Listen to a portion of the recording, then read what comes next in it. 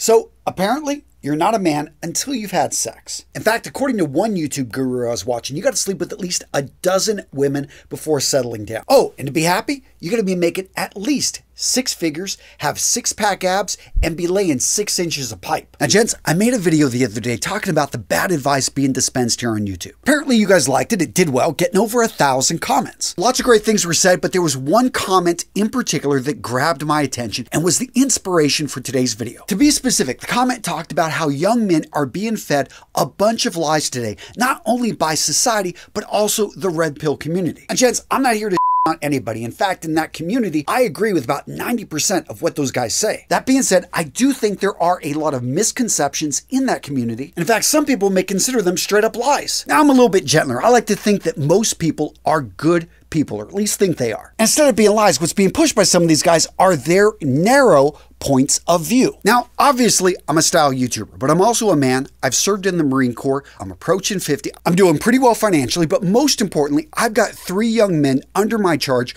so I'm aware of a lot of the issues you guys are facing. I've lived some life. I've made a lot of mistakes, and I've learned a lot of things over the years. And that's why when I see these lies being pushed by the internet, I want to push back and give you guys an alternative view. So to start things off, let's talk about body count. Gents, there is a lot of advice out there on how to pick up women and how to get them in the sack. In fact, it's safe to say a lot of these dating experts, pickup artists, the end goal for them is to have sex. In fact, there are no shortage of interviews out there with guys breaking out their tactics, how they picked up the woman, how they had sex with her that night, and how they moved on to the next target. Now, gents, I freely admit, I'm married. I've been out of the game for a while. But from the age of 18 to 24, I amassed a body count that would put most of you guys to shame.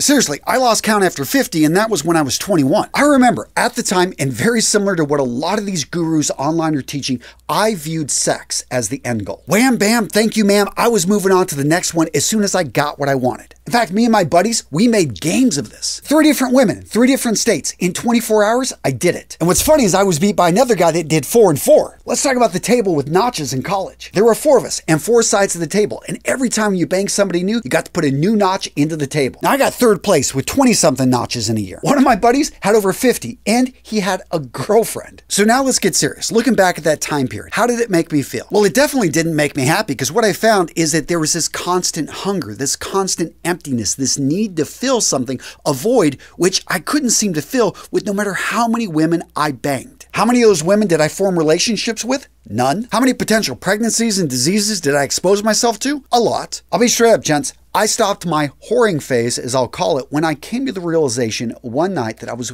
with a girl who was probably the least attractive woman and I'm glad I have no photos. There was no evidence of this. And on top of that, she wasn't treating me well. And I realized, what in the world am I doing here? Am I such a slave to my crotch that I'm going to compromise my own standards and be with somebody that I don't even want to be connected with? I mean, seriously, I remember she was not a nice person. Gents, straight up, the truth is that your masculinity is not defined by your sexual conquests. A man who's a virgin is no less of a man than a man that slept with hundreds of women. And notice I'm not going to take sides here. Guys, I don't care if your body count is 0 or if it's 1,000. But if it is 1,000, make sure you get checked out by a doctor. No, what I've learned since being with one woman now for over 20 years is it's the meaning that you have in that relationship and the self-respect you have for yourself. In fact, that last point I want to hammer on. So many of you guys are compromising. You're maybe getting into a relationship just because you want to fulfill this sexual conquest. But guys, you could be connected to that woman for the rest of your life. Again, through disease or pregnancy. So treat this relationship, treat that engagement with respect. And again, we're talking respect for yourself, not just your partner. And that to me is the point that starts to define your masculinity. When you start to respect yourself, your body, and the relationships you allow your body to engage with. The next dangerous lie being fed to young men,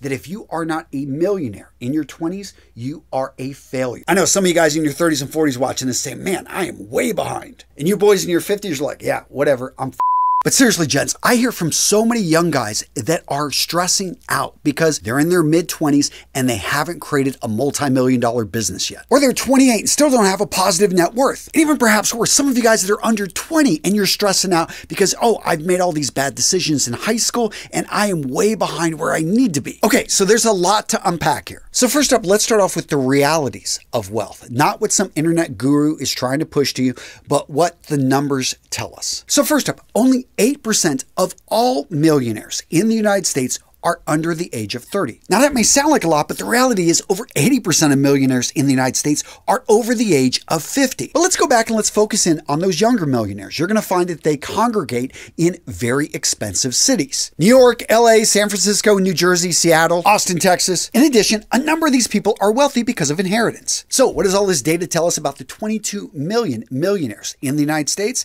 That they are predominantly older, and that only a tiny percentage made all this money when they were young. In fact, a lot of you guys that are financial advisors know that the majority of people who become wealthy, it's because of the increase in the value of their real estate holdings. Now, you're a smart guy. I'm sure you probably already knew these facts, but if you understand this, then why do you feel that there's all this pressure on you to be wealthy before the age of 30? Because despite what a lot of internet gurus are pushing on you guys, you are not behind in life. If you keep pushing forward, 2 steps forward, 1 step back, occasionally 2 or 3 steps back. But if you are making just a little bit of progress every year, cumulatively, over time, you have a good chance to build up a bit of wealth. Now, there was another lie within that point that I want to break out, and that is somehow success in life is tied to how much money you earn. And gents, I get it. I'm a realistic person. You've got to have money to live. And let's be honest, how much money do you need in your area to be successful? Because that's key. Because if you're in New York City, out in Los Angeles, maybe in Chicago, yeah, your cost of living is going to be a lot higher. But I know for me, in my town of 1,000 people in rural Wisconsin, I'm able to live pretty darn good for a salary that would probably just scrape and by down in Austin, Texas. My point here is that your individual financial circumstances matter. I know some of you guys are in med school, maybe you're in law school, you've got a negative net worth right now, but guess what? You've got a high earning potential in front of you. Now, of course, you know this. My point is, don't believe the lies that if you haven't made it by the time you're 30, by the time you're 40, even by the time you're 50, you actually still have the ability, you've got the time, I believe in you, that you can still build up wealth and you can at least move to a location where you can still live pretty good for what you've got. In fact, Jen, straight up, the lie you're being fed is that money and success are the same thing. They are not. And you know this because you just go to the funeral of a rich guy that didn't talk to any of his family. His wife left him. His kids didn't follow up with him. How many people are showing up? Yeah, he's got maybe, look at Scrooge, the classic story right there. Versus, let's go to the funeral of a teacher. We lost a teacher here in the last couple months to cancer. And I can tell you, his funeral was huge. It was standing only. Everyone was there to pay their respects. My son came back from Madison. He hadn't taken a class with that guy for like 5 years, but he was there to be at that funeral. And to me, that's what maybe one thing I learned in the military, in the Marine Corps. You see it in the Army, the Navy, the Coasties. We are there at the end. You get the respect. Look at your last days on this earth. That is the type of where you're going to reap the rewards of what you sowed. Did you form real relationships? Did you help those in need? Did you make time to coach, to be able to mentor, to train others so that when you are gone, you're not really gone. You're missed, but your teachings, the things that you taught others, that you passed on to others, lives on in them. To me, that is a sign of success. And gents, let me be clear, I'm not against money, especially when you donate it, when you put it towards a cause that helps others, whenever you put it, but it's a tool. That's what money is. And if you don't use it, if you just go after it for an end in of itself, then I don't think that that is the mark of success. Now, gents, if you're enjoying today's video, you should go check out my website. I'm going to link to it down in the description below. And over at Real Men, Real Style, there are almost 2,000 articles that go into a lot of detail. We got infographics. I make it easy to find what you're looking for so that you can become your best dressed self, so that you can learn to leverage the science of style. We've also got some great tools for you there on the website. If you want to find out what your style score is, you want to go through a quiz, we got that for you. Or if you just want some free ebooks that you can read on your own time,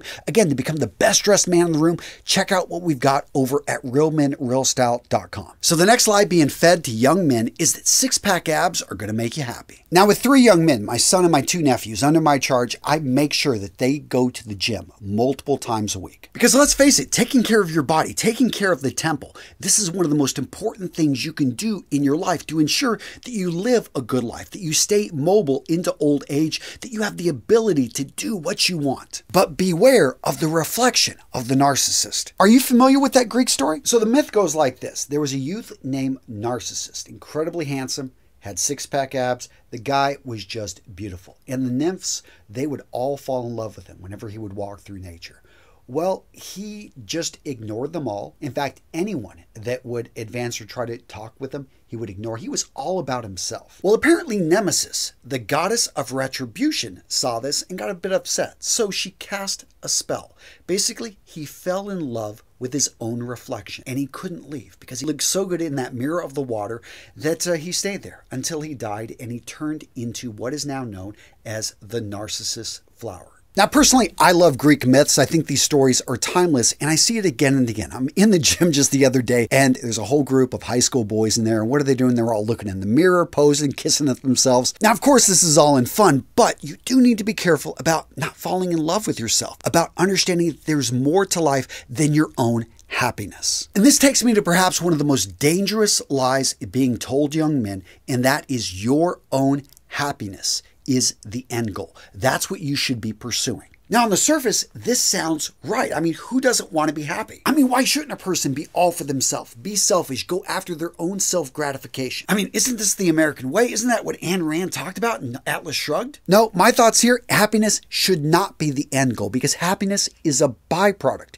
If you're pursuing happiness, you're going to find that it's always moving, that it's not something you can catch, versus the understanding that happiness is what's emitted. It's the byproduct of when you live a life of meaning. My evidence for this belief? Well, I look in my own life. The things that have been the hardest to accomplish, the things that took years, that took decades to build up, raising kids, going through boot camp in the Marine Corps, building a business, having a relationship that's lasted over 20 years. These things just give me a deep satisfaction. And from that deep satisfaction emits happiness. I mean, think about this in your own life. What is the meaning? What are the accomplishments? What are the things that give you the deepest amount of happiness and satisfaction? I'd love to hear these down in the comments below. You guys know I love hearing from you. And for those of you guys that leave some great comments, I'll be contacting you and sending out some challenge coins. Because as you guys know, my goal here at Real Men Real Style is to help you become the man you know yourself to be. All right, Jen, so if you liked this video, you are going to love this one. And I do call out some YouTubers that are lying to you, and I talk specifically about the information that they're passing that just is not that great. So check it out, guys. If you enjoyed today's video, you are going to love this one.